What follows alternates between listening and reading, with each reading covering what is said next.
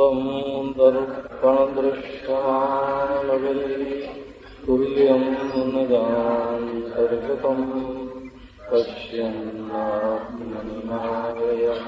बहिर्भूतं यथा मुद्रया यः साक्षात् कुरुते प्रबोधसमये स्वात्मानमेवाख्यम् तस्मै श्रीगुरुमूर्तये श्रीदक्षिणामूर्तये जन्माद्यस्य यतोऽन्वयादितरतश्चार्थेष्वभिज्ञस्वराट् तेने ब्रह्महृदालयात् कवये मुह्यन्ति यत्सूरयः तेजो वारिमृदां यथा विनिमयो यत्र त्रिसर्गो मृषा धाम्ना स्वेन सदा निरस्तकोकम् सत्यं परं धीमहि सत्यं परं धीमहि। ओम शांति शांति शांति। व्यास ने महाभारत में ये प्रतिज्ञा की है, यदि हास्ति तदन्यत्र यन्नेहास्ति न तत्क्वचित्। जो महाभारत में है वही विश्व में सर्वत्र है, और जो महाभारत में नहीं है वो विश्व में कहीं नहीं है। आप देखो उस महात्मा के ज्ञान को और अपने ज्ञान की निष्ठा को। उनका कहना है कि जो महाभारत में नहीं है वो कहीं है ही नहीं। श्रीमद् भागवत में ये प्रतिज्ञा की गई है कि इत्यशेष समामनाय पुराणोपनिषद रसः समुद्रतः पूर्वजातैर व्योमजानैर महात्मभिः। अशेष समामनाय पुराणोपनिषद रसः, संपूर्ण वेद, संपूर्ण उपनिषद, संपूर्ण पुराण का ये रस है। और अत्र समामनातम आध्यात्मिकम अशेषतः, इसको पढ़ लेने के बाद आध्यात्मिक क्षेत्र में कुछ भी जानने को शेष नहीं रह जाता। ज्ञातव्यम नावशिष्यते पीत्वा पीयूषम अमृतम पातव्यम नावशिष्यते। जैसे अमृत पी लेने के बाद कुछ पीना बाकी नहीं रहता, वैसे श्रीमद् भागवत का आध्यात्मिक ज्ञान प्राप्त हो जाने के बाद कुछ भी प्राप्त होना शेष नहीं रहता। महाभारत की चर्चा तो मैंने केवल ये बताने के लिए की कि उपनिषद में, अब देखो दोनों बात आप मिलाओ। इसका सूत्र है उपनिषद में, जस्मिन् विज्ञाते सर्वम विज्ञातम भवति, कस्मिन्नु भगवो विज्ञाते सर्वम विज्ञातम भवति। वो कौन सी वस्तु है जिसका विज्ञान प्राप्त हो जाने पर संपूर्ण विज्ञान प्राप्त हो जाता है। अदृष्टम द्रष्टि अश्रुतम श्रोत्रि अमतम मंत्री अभिज्ञातम विज्ञात्री। ऐसा ये परमात्मा है कि इसके सिवाय दूसरी कोई वस्तु है ही नहीं। इसको जान लिया, सब कुछ जान लिया गया। श्रीमद् भागवत में दसम स्कंध की बात थोड़ी सुनाऊंगा। कल आपको सुनाया था कि 12वें स्कंध में सर्वाधिष्ठान परमात्मा का वर्णन है, स्वयं प्रकाश सर्वावभासक अद्वितीय पर ब्रह्म तत्व का। और उसके लिए अहम ब्रह्म परम धाम ब्रह्माहम परमम पदम, ये प्रमाण वृत्ति है। इन सब वस्तुओं को हम व्यावहारिक सत्य मानते हैं, जो केवल ब्रह्म प्रमा से ही बाधित होती हैं, ब्रह्म प्रमा के बिना बाधित नहीं होते। आत्मा और ब्रह्म एक है, ये ज्ञान होने पर ही जिस वस्तु का बाध होता है, और इस ज्ञान के बिना जिसका बाध नहीं हो सकता उसको हम व्यावहारिक सत्य मानते हैं। इसमें प्रकृति, जीव, ईश्वर, धर्म, प्रेम, ज्ञान, जो सब ब्रह्म प्रमातिरिक्त प्रमावाध्यत्वम व्यावहारिक सत्यत्वम।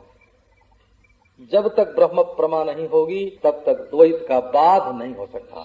द्वैत का लय हो सकता है, न भास है, परंतु द्वैत का बाध अर्थ ये होता है कि द्वैत का सारा व्यवहार होता रहे, ईश्वर की पूजा भी होती रहे, समाधि भी लगती रहे, जीव अपने कर्म धर्म करते भी रहे, जगत ज्यों का त्यों भासता भी रहे, परंतु आत्मा और ब्रह्म की एकता की प्रमा हो जाए, उस प्रमा से ब्रह्मातिरिक्त सत्य है कोई, ये भ्रांति न रहे और रहे सब कुछ। ईश्वर भी रहे, भक्ति भी रहे, जोग भी रहे, जीव भी रहे, जगत भी रहे, सारा व्यवहार। इतना बड़ा व्यवहार का उपोद्बलक, इतना बड़ा व्यवहार का समर्थक और कोई सिद्धांत हो ही नहीं सकता। ये आंख बंद करके गुहा में बैठने के लिए नहीं है, न पहाड़ में भागने के लिए है, ये तो द्वैत भ्रम का विध्वंस करने के लिए है। ये बात आपको, तो अब शैली क्या है इसकी? वैसे तो सभी स्कंधों में अधिकारी ज्ञान, साधन ज्ञान, प्राकृत परिणाम का ज्ञान, अधिष्ठान का साक्षात्कार करवाता है। इसमें विश्वास करना नहीं पड़ता, भावना करनी नहीं पड़ती, स्थिति की अपेक्षा नहीं होती। वस्तु जैसी है ज्यों की त्यों उसको ये लगा देता है। जो स्थिति उत्पन्न होगी वो तो नष्ट हो जाएगी। ये बात भागवत में बताई। जनिमसतः सतो मृत्यम उतयात्मनि जेच भिदाम विपणमृतम स्मरन्त्युपदिशन्ति तयारूपितैः त्रिगुणमयः पुमान् इति भिदा यदबोधकृता त्वयि न ततः परत्र स भवेदवबोधरसे। जो लोग कहते हैं कि अभी मोक्ष नहीं है, अभी आत्मा ब्रह्म नहीं है, कभी मोक्ष होगा, साधन करने से मोक्ष होगा, वो लोग इस समय जो असत है उसका जन्म मानते हैं। यदि अब मोक्ष नहीं है तो कभी पैदा होगा तो मर जाएगा, यदि आत्मा अब ब्रह्म नहीं है तो होगा और फिर बिगड़ जाएगा। इसलिए जो लोग साधन जन्य ब्रह्मता या मुक्ति मानते हैं, जनिमतः सतो मृत्यम, और जो ऐसा मानते हैं कि इस समय तो बंधन सच्चा है, मनुष्यपना सच्चा है, देहपना सच्चा है, जीवपना सच्चा है, बाद में ये निवृत्त हो जाएगा, बोले ऐसा जो मानते हैं, जनिमसतः सतो मृत्यम उत आत्मनि जेच भिदाम, कहते हैं कि पहले तो आत्मा अनेक है, बाद में एक हो जाएगा। विपण मृतम स्मरन्ते, और कर्म का संबंध जीव के साथ, कर्म और कर्म फल का संबंध सच्चा है, ऐसा जो मानते हैं। और त्रिगुणमय पुमान, मैं मूढ़ हूँ, मैं विक्षिप्त हूँ, मैं शांत हूँ, ऐसा अभिमान करके जो बैठते हैं, ये सब परमात्मा के अज्ञान से ये सारी की सारी धारणाएं आती हैं कि आगे चल करके मोक्ष पैदा होगा या ब्रह्म बनेगा, और अभी बंध सच्चा है, वो निवृत्त होगा, कर्म फल के साथ कोई संबंध है, अथवा मैं मूढ़ हूँ, विक्षिप्त हूँ, शांत हूँ, ऐसा जो तादात्म्य, ये सारा का सारा अपने स्वरूप को न जानने के कारण है। जब वेद भगवान अपने इस स्वरूप का ज्ञान करवा देते हैं तो त्वयि न ततः परत्र स भवेत् अवबोध रसे, ये जो ज्ञान है, जिस ज्ञान से लाउड स्पीकर मालूम पड़ रहा है, जिस ज्ञान से आंख मालूम पड़ रही है, जिस ज्ञान से मन का होना मालूम पड़ रहा है, जिस ज्ञान से मैं का होना मालूम पड़ रहा है, जिस ज्ञान से मैं के मालिक का होना मालूम पड़ रहा है, ये जो ज्ञान है, ये ज्ञान ही अखंड अद्वितीय परब्रह्म परमात्मा है। सतइदमुत्थिताम सदिति चेन्ननु तर्कहतम, सत्य पैदा होने के कारण सत्य है। राम राम, एक सत्य वो है जो कभी पैदा नहीं हुआ और मरता नहीं, और एक सत्य वो है जो पैदा होता है और मरता है। तो 2 नंबर का सत्य हुआ ना, ये तो 2 नंबर का बही खाता हो गया, ब्लैक हो गया, बिल्कुल ब्लैक हो गया। 2 नंबर का बही खाता। एक सत्य वैसा है जो अनुत्पन्न है और अविनाशी है, और एक सत्य ऐसा है जो उत्पन्न है और विनाशी है। सत्य में 2 भेद मानना सत्य को फोड़ना है। असत्य में 2 भेद होते हैं। असत्य में क्या 2 भेद होते हैं कि वो कभी मालूम पड़ता है, कभी नहीं मालूम पड़ता है, कभी भात होता है, कभी अभात होता है। भावाभाव रूप जो है वो असत्य होता है, जो भावाभाव का प्रकाशक अधिष्ठान है वो असत्य नहीं हुआ करता। तो ये बताया आपको, इसकी शैली एक बताते हैं। देखो 85वें अध्याय में 10वें स्कंध के ये बात बताई गई कि वसुदेव ने कहा कि कृष्ण तुम ब्रह्म हो, तो कृष्ण ने कहा कि पिताजी मैं ही ब्रह्म नहीं हूं, तुम भी ब्रह्म हो।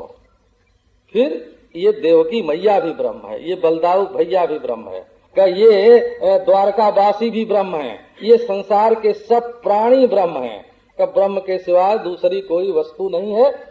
ये 85वें अध्याय का निरूपण है। ऐश्वर्य का, मरे हुए बालक को दिखा दिया, उनका लोप कर दिया, बलि के हाथ से ले आए, लोक परलोक में पूजित हो लिया। 86वें अध्याय में धर्म का वर्णन है। क्या वर्णन है कि एक तो सुभद्रा का विवाह अर्जुन से होना चाहिए, दुर्योधन से नहीं होना चाहिए। ये धर्म है। बलराम जी चाहते थे दुर्योधन से हो, वो प्राणात्मा है, और श्री कृष्ण प्रज्ञात्मा है। वो कहते थे कि सुभद्रा हमारी बहन है, हमारे पीत शेष दुग्ध का पान किया है, हमारी शक्ति है, वो ईश्वर के सिवाय दूसरे के साथ उसका विवाह नहीं हो सकता। बोले ईश्वर तो तुम ही हो। तो उन्होंने कहा कि हम हैं तो, पर लोक दृष्टि से तो सुभद्रा हमारी बहन हो गई है, तो हमारे दूसरे रूप से उसका विवाह होगा, अर्जुन के साथ, दुर्योधन के साथ नहीं। ये धर्म दृष्टि है। सुभद्रा का विवाह और किसी के साथ नहीं हो सकता। भद्रं कर्णेभिः शृणुयाम देवा, भद्रं पश्येमाक्षभिर्जयत्रा, भद्रमपि वातयमे मनः। ये जो भद्रम भद्रम करके वर्णन है वेद में, ये भद्रा देवी, भद्रा का विवाह होता है कृष्ण से और सुभद्रा का होता है अर्जुन से। ये दोनों नर नारायण हैं। बोला ऐसा धर्म का वर्णन है। श्रुतदेव और बहुलाश्व दोनों राजा निमंत्रित करते हैं। एक है गरीब, घर में चटाई नहीं है बिछाने के लिए, धुन्वन बासो न नर्तः, श्री कृष्ण को ले जाकर के बस अपना कपड़ा उड़ाए उड़ाए करके नाचने लगा, खिलाने पिलाने को कुछ नहीं। और एक थे बहुलाश्व राजा, परंतु दोनों के प्रति सम दृष्टि रख करके भगवान दो हो गए, भले दो हो गए, सब ऋषियों को दो कर लिया, परंतु दोनों के घर में गए। और एक के घर में मालूम पड़ा कि एक दिन हुआ, और एक के घर में मालूम पड़ा कि एक महीना हुआ, और काल बिल्कुल बराबर रहा। माने काल अपने में कोई तत्व नहीं है। ये काल जो है, काल और देश कभी अलग अलग नहीं होते, और द्रव्य के परिणाम से ही काल ज्ञात होता है। और द्रव्य पर जिसकी शक्ति हो जाती है, धर्मात्मक धारणात्मक शक्ति हो जाती है, जो द्रव्य का नियंत्रण कर सके, वो देश और काल का भी नियंत्रण कर लेता है। 87वें अध्याय में यश का निरूपण है। वेद स्तुति, वेद भगवान के यश का गान करते हैं। 88वें अध्याय में श्री का निरूपण करते हैं। वो वृकासुर को वरदान दे करके रुद्र संकट में पड़ गए, और श्री कृष्ण की लक्ष्मी अनभाइनी है। 88वें अध्याय में ज्ञान का निरूपण है। भृगु जो है वो परीक्षा करते हुए घूमते हैं, सबको क्रोध आ जाता है, लेकिन विष्णु भगवान क्षमा कर देते हैं। ये ज्ञान का स्वरूप है। अध्यस्त को क्षमा कर देना ही अधिष्ठान का स्वरूप है। क्षमा असल में क्या है? क्षमा माने धरती। तो जैसे धरती को कोई खोद दे, थूक दे, मूत दे, चंदन फूल चढ़ा के पूजा कर दे, धरती एक सरीखी रहती है। इसी को बोलते हैं क्षमा, इसी को बोलते हैं क्षमा। तो संपूर्ण नाम रूपात्मक विश्व प्रपंच जिस धरती पर, जिस पृथ्वी पर टिका हुआ है, वो अध्यास मात्र को, अध्यस्त मात्र को जो निरंतर क्षमा करता रहता है, यही उसकी ज्ञान स्वरूपता का लक्षण है। विष्णु भगवान ज्ञान स्वरूप हैं, कृष्ण ज्ञान स्वरूप हैं। और ये 89वें अध्याय की बात। 90 अध्याय में क्या विचित्र वर्णन है। पत्नी जो है श्री कृष्ण की, वो तन्मय हो रही है, प्रेम वैचित्य हो रहा है। ऐसा वैराग्य है महाराज कि वहां भोग नहीं है, वहां भोग में भी योग है, और जोग में भी भोग है, संजोग में भी वियोग है, वियोग में भी संजोग है। श्री कृष्ण के सामने पत्नियों को मानस वियोग का अनुभव हो रहा है। मानस वियोग का अनुभव हो रहा है, मानस श्री कृष्ण वैराग्य की मूर्ति है। इसके 3 पक्ष श्रीमद् भागवत में हैं: मानसिक वियोग, वाचिक वियोग और कायिक शारीरिक वियोग। तो पत्नियां तो इतनी नाजुक हैं कि वो मानस वियोग से ही दुखी हो जाते हैं। यदि आपको भगवान किसी दिन भोग से बचावें, तो समझना कि भगवान ने आपकी रक्षा की, आप पर कृपा की, भगवान ने अपनी भगवत्ता को सुरक्षित रखा। तो मानसिक वियोग के अनुभव से पत्नियां व्याकुल हैं। कृष्ण का वियोग नहीं है, स्वरूपता तो वियोग कहीं है ही नहीं। और वाचिक वियोग से रुक्मिणी जी व्याकुल हो जाते हैं, कह दिए जाओ ब्याह कर लो किसी और से, और व्याकुल हो जाती हैं। गोपियां जो हैं वो मानसिक और वाचिक वियोग से व्याकुल नहीं होते हैं, और कायिक वियोग से व्याकुल होते हैं। उनके बीच में भगवान को अंतर्धान होना पड़ता है।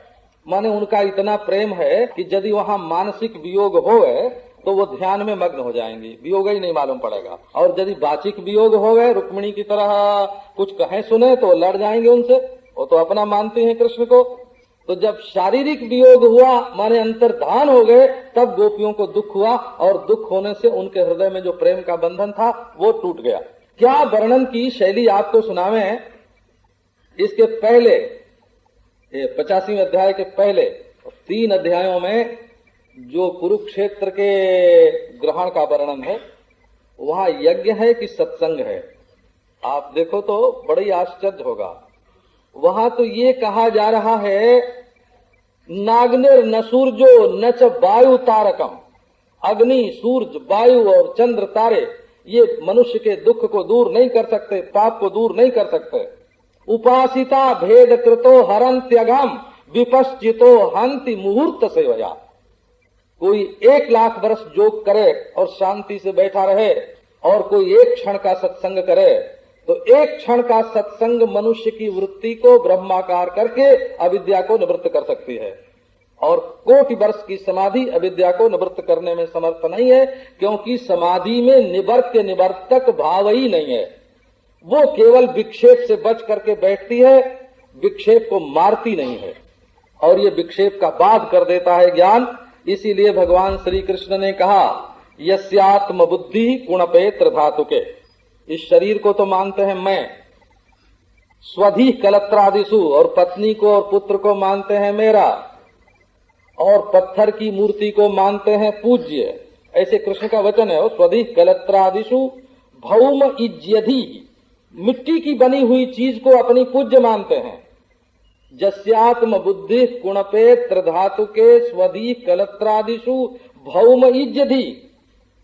यह तीर्थ बुद्धि सलिले, पानी को तो तीर्थ मानते हैं, न जनेष्वभिज्ञेषु, परंतु संत पुरुष को न तीर्थ मानते हैं, न पूज्य मानते हैं, न अपना मानते हैं, न आत्मा मानते हैं।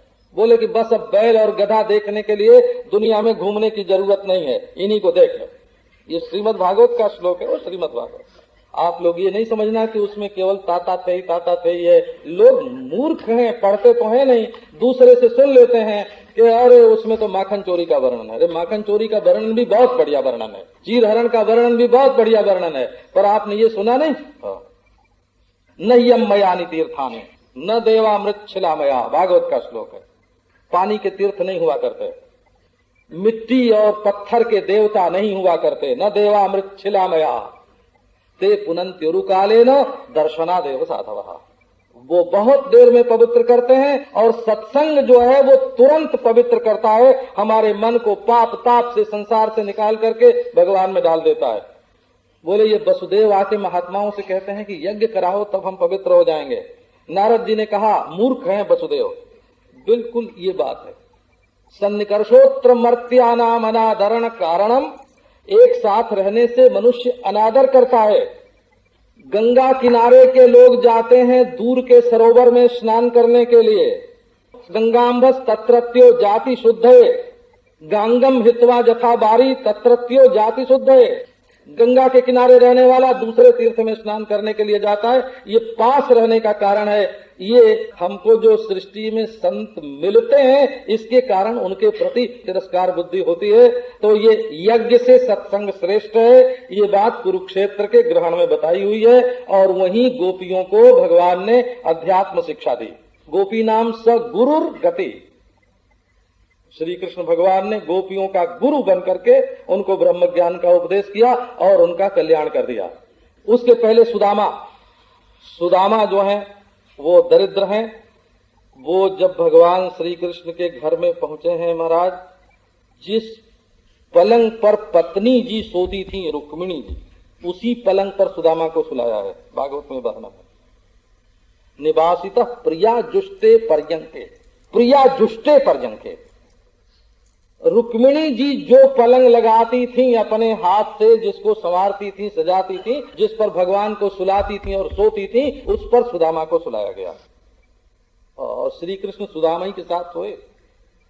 उस दिन रात भर रुक्मिणी जी पंखा लेकर के जलती रही दोनों मित्रों को, सिरहाने खड़ी होकर के रात भर पंखा जलती रही। ये ब्रह्मण्य देवस्य ब्रह्मण्यता, ये ब्रह्मण्य देव की ब्रह्मण्यता है। ये भागवत धर्म है। वो सब यज्ञ की अपेक्षा सत्संग श्रेष्ठ है। एक दरिद्र जिसके पास पहनने को कपड़ा नहीं, जिसके पास पहनने को कपड़ा नहीं, क्या है, शीस पगा न झगा तन में, ऐसे पाए उपाना की नहीं, सामा द्वार खड़ो दुज दुर्बल देखी, रही चकिसी वसुधा अभिरामा।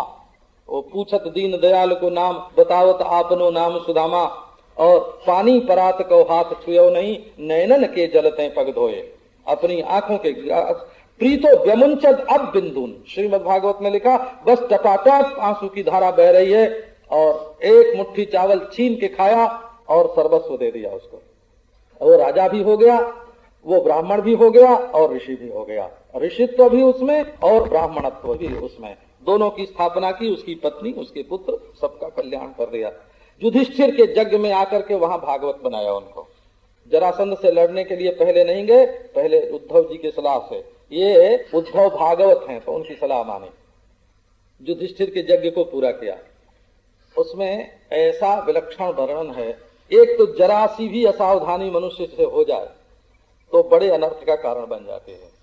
दुर्योधन को देख करके द्रौपदी और भीमसेन ताली पीट करके हंसने लगे और वो हंसी महाभारत युद्ध का कारण बन गई।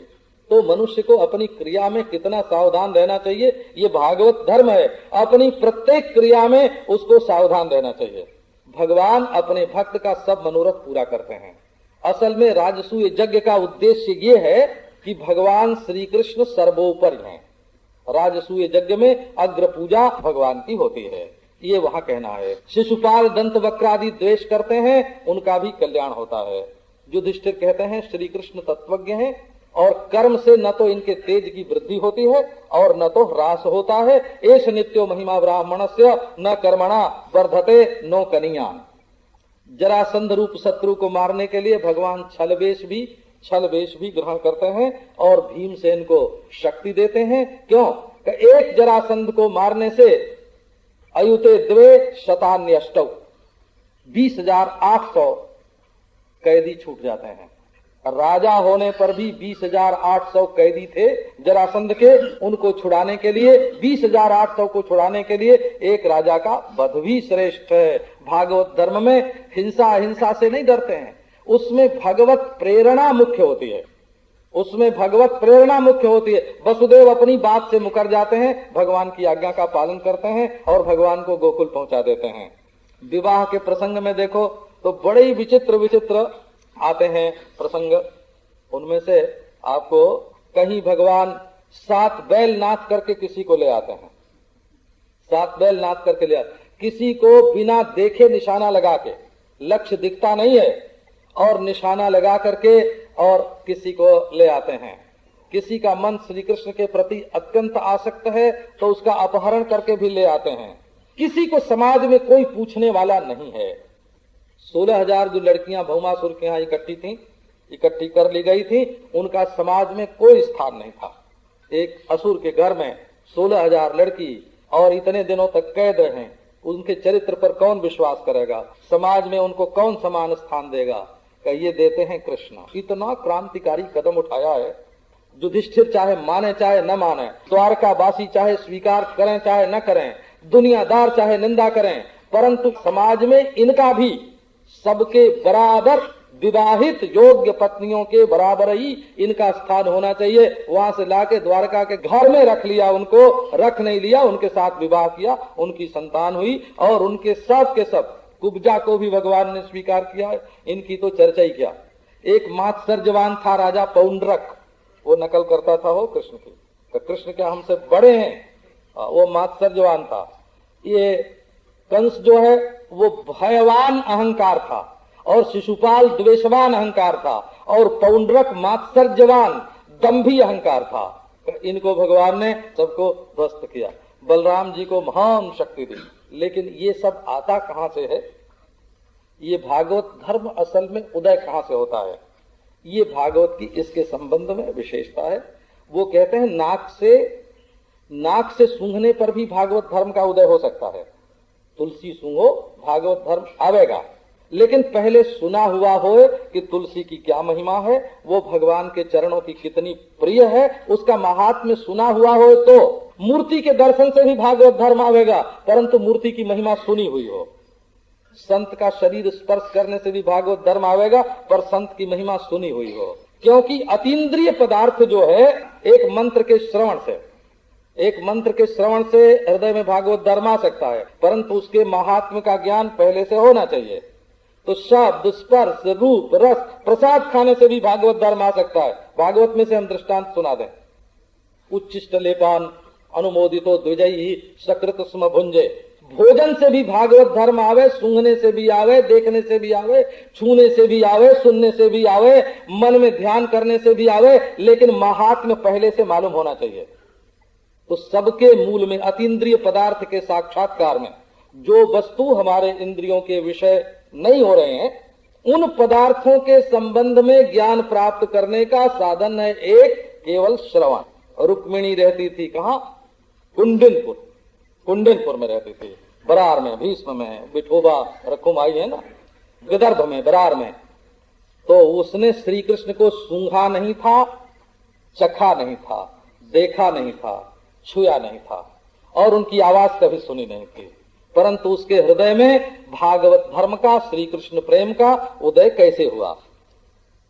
श्रुत्वा गुणान भुवन सुंदर शृण्वताम ते निर्विश्य कर्ण विवरैर हरतोंगतापम रूपम दृशाम दृशिमताम अखिलार्थ लाभम त्वय्यच्युता विशति चित्तमपत्रपम में। मैंने लोगों के मुंह से आपके गुणानुवाद का श्रवण किया है।